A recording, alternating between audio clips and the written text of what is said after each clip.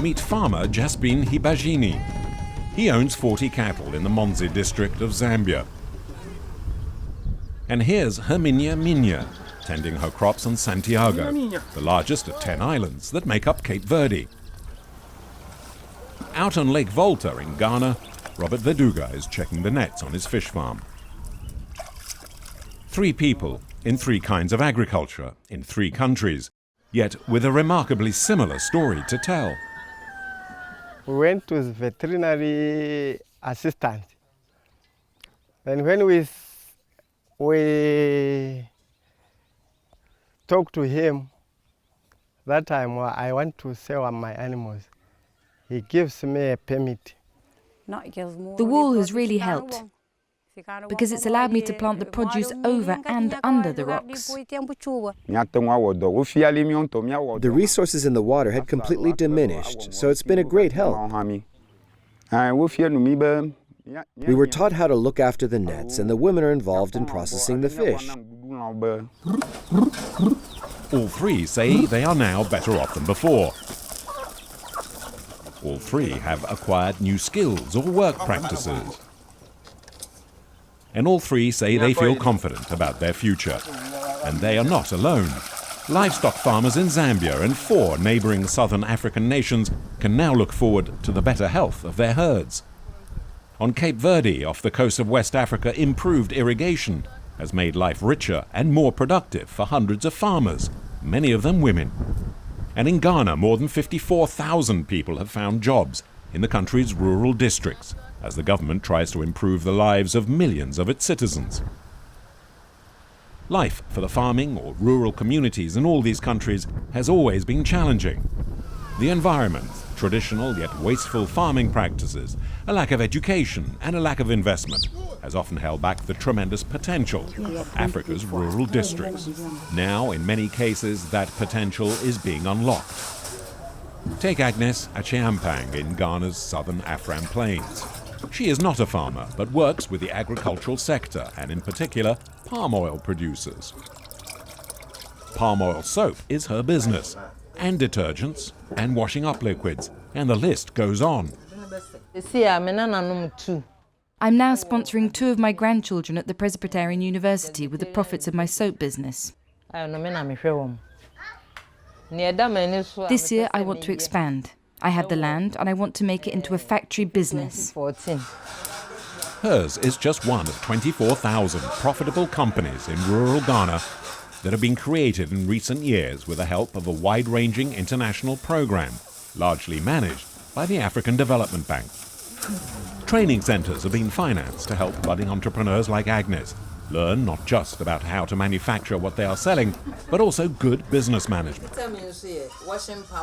And this is one of the keys of success. For the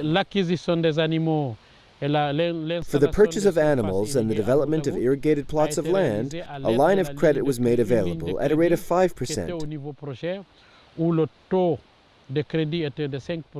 which was far more accessible than the commercial bank rate, which was 12%. Being trained in useful farming practices, as here on Cape Verde, is all well and good, but it's not always enough. Success can depend on short-term financing and knowing how to deal long-term with local financial institutions. Has helped me in training, mushroom training. They have also helped in management training. They have given me record keeping. They have linked me to other banks for financial assistance. Technical know-how, financial support, and job skills go hand in hand. Prevention is, as the saying goes, better than the cure. And this is certainly true of animal health, where thousands of cattle can die and thousands of livelihoods be ruined for want of efficient detection and control systems. Now these are considerably closer to being set in place, and as diseases know no borders, it has to be a multinational effort. A 20 million program supported by the African Development Bank in 5 southern African nations highlights the synergy. Simon Hill-Windy, like generations of livestock farmers before him, tends his herds in the rolling hills of Zambia's southern province. 10 years ago, foot and mouth disease ravaged his herds. By that time, I have 70 animals. And out of 70, 30 were dead. By that time, I had lost a lot of money. I had lost 750,000 to control the problems, the diseases. The equivalent of several $100s, an amount farmers like Simon can barely afford. Today, veterinary assistant Lilian Makosa is checking the health of Simon's animals using new digital pen technology that, when paired to a cell phone, can provide real-time information. The reporting system has become very efficient now. Sometimes, if there is an emergency, I might not meet my boss there and then to report the issue. But with this one, wherever he is, he'll get the report. In Lusaka's Central Veterinary Research Institute's laboratories, work is underway into analyzing results of field tests on animals. And vaccines are being developed using newly installed hardware and software. The program has seen incidents of foot and mouth disease fall dramatically as thousands of cattle are inoculated against the disease. The Lopez women are united by more than just family bonds. They are members of a farming cooperative almost entirely made up of women. Life in the rugged, mountainous terrain of Cape Verde has started to get better for such women. Before there was this dam, we didn't have much to work on. But the dam and the land that's now been irrigated means we can now work the fields and grow produce. Thank God. Now I just have to open the tap, and there's water.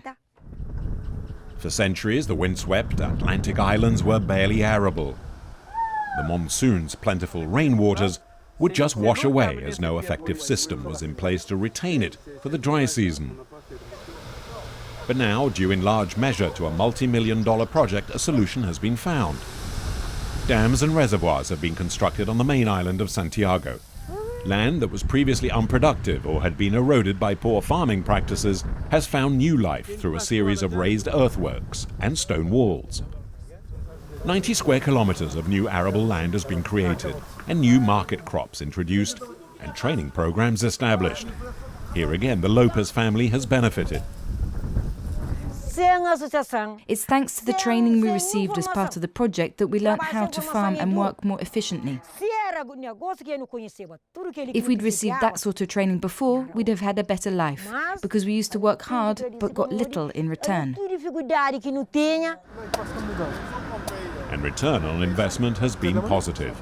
Official figures show average income in the project areas has risen by 50% to the equivalent of $1,900 a year. In Donkokrom in Ghana, farming of another kind. Prince Asamoah Boateng and his father's backyard business is rabbits and grass cutters, a large rodent whose meat is considered a delicacy. Prince attended the project's local training center when he was just 20 years old, back in 2005. What the training also taught, beyond marketing and farming, was turning the trainees into trainers.